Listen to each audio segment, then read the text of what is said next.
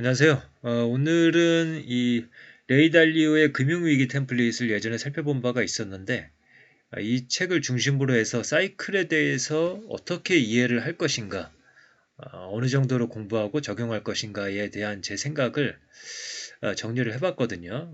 이것은 제가 한 모임에서 발표를 한 자료이고요. 이거를 한번 소개를 드릴까 합니다. 사실 제가 요즘에 소개해 드리는 책들을 보시면 알겠지만은 사실은 이제 투자 관련된 책들이나 컨텐츠를 개인적으로는 많이 확인을 하지 못한 그런 최근의 1년이었습니다. 이제 아무래도 이제 제가 쓰고 있는 원고가 이런 투자와 관련 없는 분야이다 보니까 그렇게 됐었는데, 그래서 이제 최근에 시장에 돌아가는 흐름에 대해서는 이제 정보가 부족할 수는 있습니다. 하지만 그럼에도 불구하고 가끔씩 들려오는 소식을 바탕으로 시장 상황에 대해 감을 갖는데 이 사이클에 대한 이해가 많이 도움이 됐다. 그래서 제가 생각하는 사이클에 대한 공부는 어떠한가에 대해서 설명을 드리도록 하겠습니다. 보통 우리가 역사가 반복된다라는 말을 많이 합니다. 이제 투자자들도 많이 그런 이야기를 하는데요. 이제 짐 로저스의 책에 보면은 마크 트웨인의 말을 인용을 하고 있습니다. 역사는 리듬에 따라 움직인다. 그러니까 정확하게 반복되지는 않지만 그 리듬이 있다라는 거죠. 역시 투자와 마켓 사이클의 법칙에서 하워드 막스도 역사는 그대로 반복되지 않지만 그 흐름은 반복된다는 마크 트웨인의 말을 인용을 하고 있습니다. 그리고 레이 달리오의 금융위기 템플릿도 대부분의 경우 디레버리징은 상황에 따라 다르기도 하지만 기본적으로 동일해서 유사한 경로와 절차를 거치면서 발생한다. 인간의 본성이 그대로라면 그 사이클도 반복될 수가 있는 거겠죠. 그러니까 그 사이클의 근원에는 이 집단으로서의 인간의 어떤 특징이 있다라는 겁니다. 역사를 돌이켜보면 사람의 행태에는 별로 변화가 없다. 마크 파버의 이야기입니다. 수단과 방법은 바뀌었지만 동기와 목적은 그대로이다. 일할까, 쉴까, 빼앗을까, 나눌까, 싸울까, 퇴각할까, 남들과 같이 할까, 혼자 할까, 친구로 삼을까, 모른 채 할까, 보살펴줄까, 내칠까를 고민하는 것은 같다. 그 다음에 금융위기 템플릿의 레이 달리오는 이렇게 이야기를 합니다. 사이클의 고점과 저점이 이전 사이클보다 경제활동도 더 활발해지고 부채도 많아진 상태에서 마무리된다. 왜 그럴까? 인간에게는 빚을 갚는 대신 돈을 더 빌려 소비하려는 성향이 있다. 인간의 본성이 그렇다. 결과적으로 부채는 장기간에 걸쳐 소득보다 가파르게 증가한다. 이로써 장기 부채 사이클이 만들어진다. 그래서 이렇게 사이클에 대한 공부를 함으로써 최소한 우리는 어제와 오늘이 어떠했는지를 알 수가 있는 거죠. 그래서 앙드레 코스톨라니는 이렇게 이야기를 합니다. 투자자는 의사처럼 분석하고 진단한다. 진단 없이 의사는 처방할 수가 없으므로 진단은 매우 중요하다. 내일이 어떨지 투자자는 알지 못한다. 그러나 오늘 그리고 어제가 어떠했는지는 잘 알고 있다. 이것은 사실 상당히 중요한 것이다. 왜냐하면 대부분 사람들은 그것조차 모르기 때문이다. 어제와 오늘을 알면은 그 다음에 처방을 내릴 수가 있겠죠. 전략적인 대응을 할 수가 있다. 사이클이 어디쯤 와 있는지 평가한다고 다음에 무슨 일이 일어날지 알 수 있는 것은 아니지만 어떤 일이 발생할지 그 가능성을 이제 알 수가 있다라고 하워드 막스는 이야기를 합니다. 역시 그 상황을 알면 그 환경에 대응해서 포트폴리오를 전략적으로 포지셔닝 할 수 있다. 몇 년 안에 시장에서 발생 가능한 일에 대비해서 포트폴리오를 적절히 포지셔닝 할 수가 있다. 라고 하워드 막스는 이야기를 합니다. 예컨대 앙드레 코스톨라는 이렇게 이야기를 합니다. 자, 이제 금리가 떨어지면 언제라든가 그러나 라는 말은 있고 무조건 주식시장에 뛰어들어가야 한다. 중앙은행이 일단 금리를 높이기로 결정했다면 주식 시세가 하락하는 것은 이제 시간 문제이다. 이전까지 주식시장의 분위기가 좋았다면 그만큼 떨어지는 폭은 커진다. 이 차이를 아는 사람은 적시에 빠져나온다. 그래서 이 금융위기 템플릿, 이 레이 달리오 책은 이제 그 대형 부채 위기를 일으키는 대형 부채 사이클을 다루고 있거든요. 거기서 이제 두 가지 유형으로 나눌 수가 있습니다. 하나는 디플레이션형 불황이 발생할 수도 있고 또 다른 하나는 인플레이션형 불황이 발생할 수가 있다. 근데 이 전자는 자국 통화로 조달하는 국가, 예컨대 미국이나 뭐 일본 같은 국가에서 주로 발생하고 통화나 국제 수지와 관련된 문제는 발생하지가 않는다. 인플레이션형 불황은 외화부채 부증이 큰 국가, 투자금 매수, 통화가치 하락 하면서 인플레이션이 유발된다. 그래서 디플레이션형 불황은 미국의 1930년대 대공황, 미국의 2008년 금융위기, 일본의 1980년대 버블이 꺼진 것, 그 사건이 있었고, 그 다음에 인플레이션형 불황은 독일의 부채 위기, 이게 이제 히틀러의 탄생으로 이어지는, 그 다음에 이제 한국의 IMF 등을 이제 사례로 들 수가 있습니다. 그래서 이제 레이 달리오의 금융위기 템플릿이 국내에 출판된 게 아마 2000년 2월인가 그럴 겁니다. 그리고 이제 국내 및 세계 증시가 저점을 찍은 게 2020년 3월이었죠. 그래서 그때 당시에 제가 이 책을 읽으면서 이 디플레이션형 불황에 주목을 해서 읽었습니다. 이 2008년 금융위기나 2020년 코로나 위기 상황에서 미국이나 이런 데서 이제 염려를 하는 게 디플레이션이죠.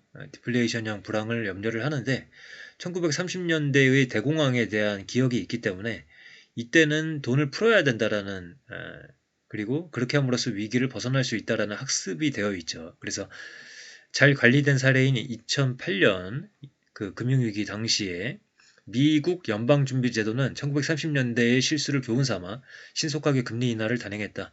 그리고 더 이상 금리를 인하할 수 없게 되자 다른 대체 수단으로 경기 부양에 나섰다. 이렇게 이제 정책 위반자가 올바르게 정책을 조합하는 시간이 짧아질수록 불황은 짧아진다.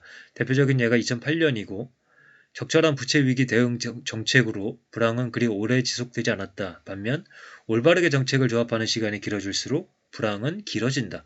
1930년대 미국의 대공황, 1980년대 말 버블 이후 이어진 일본의 잃어버린 10년, 지금은 잃어버린 30년 뭐 이렇게 이야기가 되고 있죠. 그래서 미 연준 등에서 학습 효과 덕분에 과거와 유사하게 대응했고 많은 투자자들이 2008년의 경험적 틀로 코로나19를 해석하는데도 크게 어려움은 없었습니다. 이게 무슨 이야기냐면 위기가 닥쳤고 돈을 풀었고 돈을 풀면은 경제 상황이 어떠하든 간에 일단은 주식시장은 이제 좋은 분위기가 이어진다라는 그런 경험을 하게 된 거죠.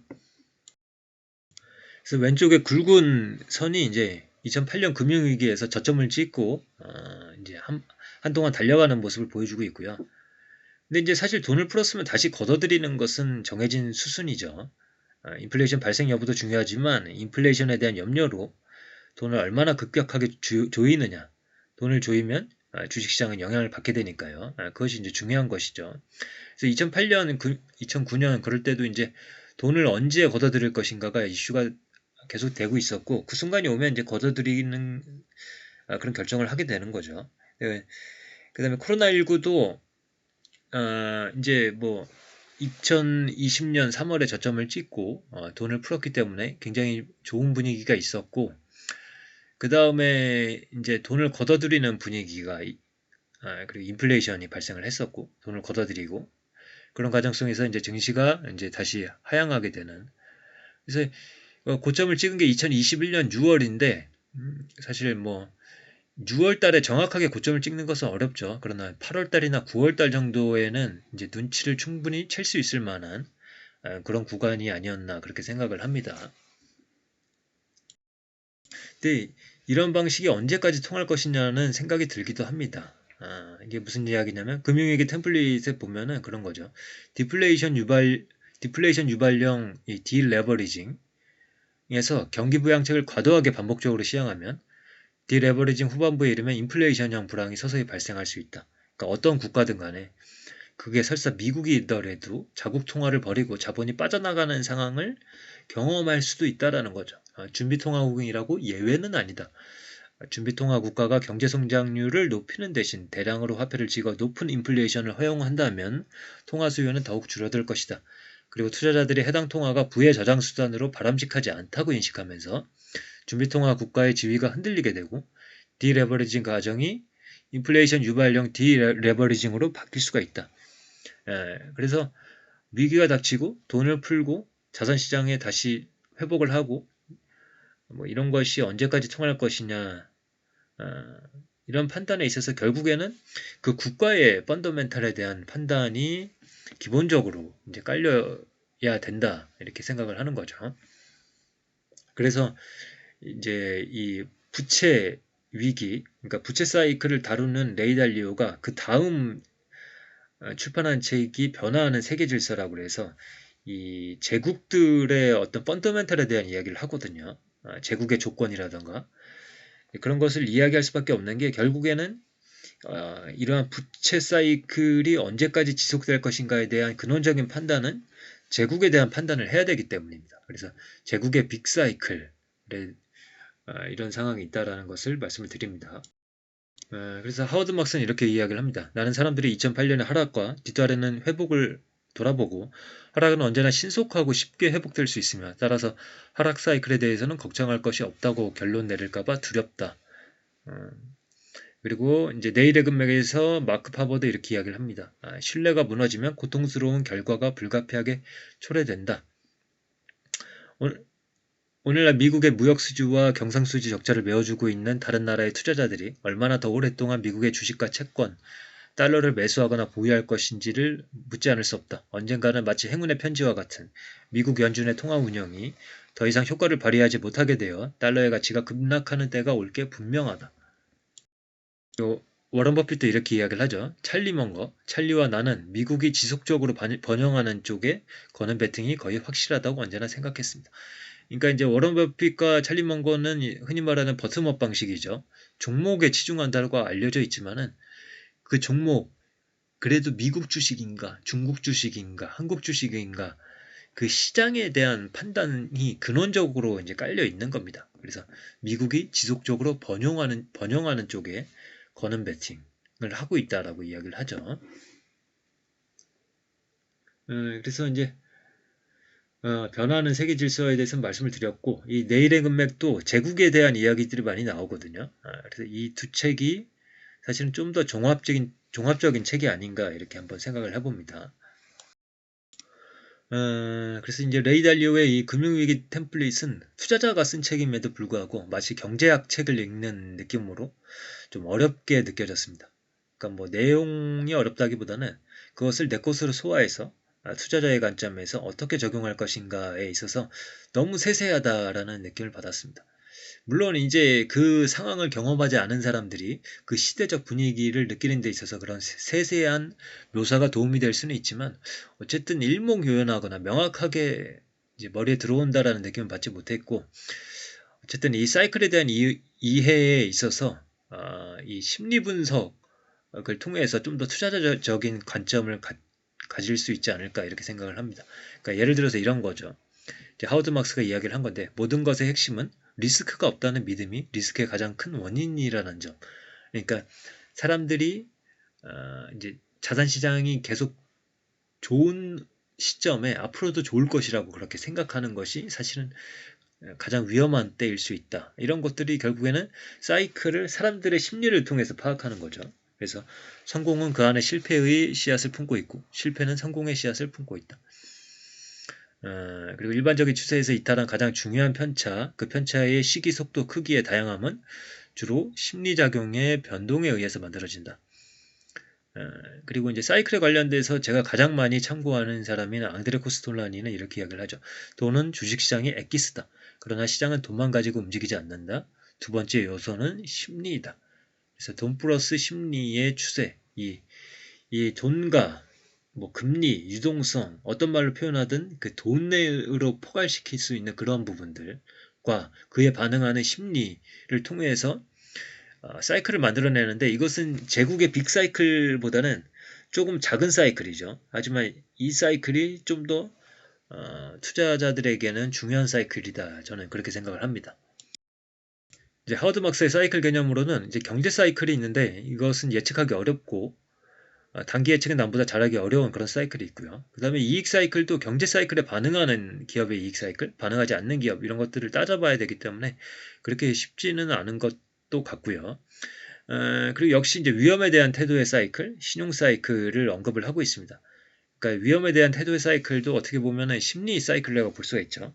그리고 어떤 기업이든 영향을 받는 그런 사이클이라고 볼 수가 있고요. 그다음에 신용 사이클 역시 이제 뭐 부채 사이클과 뭐 대동소이하다 뭐 저는 그렇게 보는데요. 최악의 대출은 최고의 시기에 이루어진다. 나는 투자할 때 잘 알 수 없는 향후 경제 상황에 대해 걱정하기보다는 자본의 공급 및 수요에 대해서 고민하는 습관이 있다.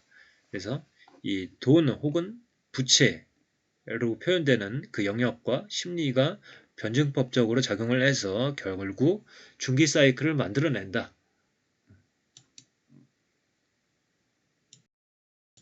그래서 이제 굵은색보다 이 얇은 이 박스권 2012년에서 약 15년, 16년 그쯤에서 계속 박스권이 있었고요. 그 다음에 이제 16년에서 17년 그때 이제 다시 한번 돌파하는 시기가 있었는데 제가 이제 동글뱅이로 표시한 부분 그 부분에 대해서는 오건영 님이 이렇게 해석을 하고 있습니다.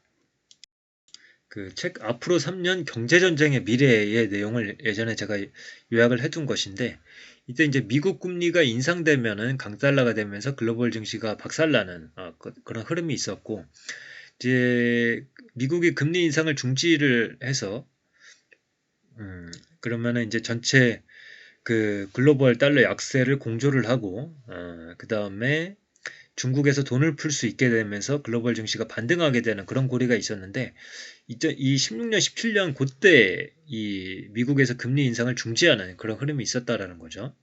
그래서 이 돈을 가지고선 이제 사이클을 해석할 수 있는 그런 여지가 있는 그런 시기였다고 생각을 하고요. 그러니까 이제 2008년 금융위기나 코로나19 그 위기 상황에서보다는 조금 덜 명확하지만 어쨌든 금리를 가지고선 이제 어느 정도 해석이 가능한 시기였었고, 그래서 지금도 전 세계 투자자들이 기다리는 것은 미 연준의 금리 인상이 중단되는 거고, 그것의 전제는 인플레이션이 잡히는 것이고, 인플레이션이 잡히고 금리 인상이 중단되면 일단 주식시장에 화기가 돌 것이라고 예상이 됩니다. 단지 그 이후에 벌어질 일들이 뭐 조금 상승했다가 다시 박스권에 갇힐지 아니면 2016년처럼 의미 있는 추세가 돌파가 이루어질지 혹은 2008년 금융위기 이후 회복 이후에도 동일본 대지진 2011년 그다음에 뭐 2012년이었나요? 남유럽 위기, 재정 위기 그다음에 뭐 두바이 사태라던가 뭐 여러 가지 사건들이 있었는데 무슨 일이 일어날지 모르기 때문에 뭐 다시 또 하락을 할지 이제 2008년 금융위기의 그 회복 구간, 그 다음에 코로나19에서의 그 회복 기간처럼 명확하게 보이는 구간이 아니라 사이클적으로 좀 애매한 시기라고 볼 수가 있을 거고, 그렇게 예상이 되는데, 이러한 시기라고 해서 가만히 있을 수는 없죠. 그 시기가 뭐 3, 4년이 이어질지 7, 8년이 될지 뭐알 수가 없으니까요. 그렇다면 우리는 무엇을 해야 할까? 여기서 제가 참여한 모임은 이제 가치 투자자 모임이기 때문에 이 투자자들에게 이제 제가 물은 것이죠. 우리는 무엇을 해야 할까? 결국에는 종목 발굴을 하면 된다. 이제 싼 종목을 찾으면은 이 시장과 관계없이 이제 수익을 거둘 수 있는 당연한 이야기를 한 거고요. 그러니까 무슨 이야기냐면은 명확하게 추세가 보이는 구간에서는 아무거나 그냥 대형주 사도 이제 수익이 나거든요. 대충 아무거나 사가지고 뭐 시장이 꼬라박았으니까 나중에 회복되면 돈을 벌겠지. 그런 식으로 투자해도 되거든요. 근데 지금 시기는 좀 더 선별된 종목을 발굴해야지 이제 돈을 벌 수가 있는 그런 장세라서 이렇게 말씀을 드렸습니다. 그래서 결론적으로 말씀을 드리자면은 어떤 미국에 대한 판단, 중국에 대한 판단, 미국은 좀 더 시장 경제적이고 주주 가치를 우선시하고 반면에 이제 중국 같은 경우에는 국가의 전략적인 목표가 기업보다 더 우선시할 수가 있고 따라서 어떤 기업도 국유화를 손쉽게 할 수가 있고 그러니까 탈라 에듀케이션이나 이제 알리바바의 어떤 사건들을 보더라도 말이죠. 그래서 이런 제국에 대한 판단은 한번 하면은 그 국가의 시스템이 쉽게 바뀌지 않기 때문에 한번 공부해두면 계속 써먹을 수가 있는 그런 공부라고 생각을 하고요. 시시때때로 판단을 해야 되는 것은 돈과 심리가 만들어내는 이 중기적인 사이클이 가장 도움이 되고 또 필요한 공부라고 생각을 합니다. 그러나 이런 사이클에 대한 공부에도 불구하고 모든 구간이 명확하게 보이지는 않으므로 이 명확하게 보이는 구간은 보너스 구간이라고 생각을 하고요. 그냥 대충 아무거나 사도 수익이 난다. 그러나 애매모호한 시기에는 좀 더 선별된 종목 발굴에 힘써야 하지 않을까. 그래서 개인적으로 금융위기 템플릿은 다 소화를 못 시켰습니다. 사실 뭐 잘 읽히지도 않고 약간 지루한 부분도 있고요. 하지만 그 세세하게 묘사된 부분이 있기 때문에 외국인 투자 자금이 다 빠져나가고 통화 가치가 많이 떨어지는 인플레이션형 불황이 뭐 중국이나 한국이나 어딘가에서 발생을 한다면은 그때는 다시 들춰볼 필요가 있을 거라고 생각을 합니다. 그래서 이 사이클에 대해서 공부가 되는 책이다 싶은 것들은 제가 이렇게 골라놨고요. 이 중에서 이제 구버전이라고 할 수 있는 앙드레 코스토란이 마크 파버의 책도 도움이 되고 신버전이라고 할 수 있는 하워드 막스와 레이 달리오의 책도 도움이 됩니다. 같이 보시면 좋을 것 같고요. 오늘은 제가 어떻게 보면은 그 어떤 투자자들을 대상으로 해서 좀 편하게 이제 말씀을 드린 자료를 가지고 와서 좀 말씀을 저희 구독자님들과도 한번 공유를 해봤습니다. 그러면 오늘의 내용은 이것으로 마치도록 하겠습니다. 감사합니다.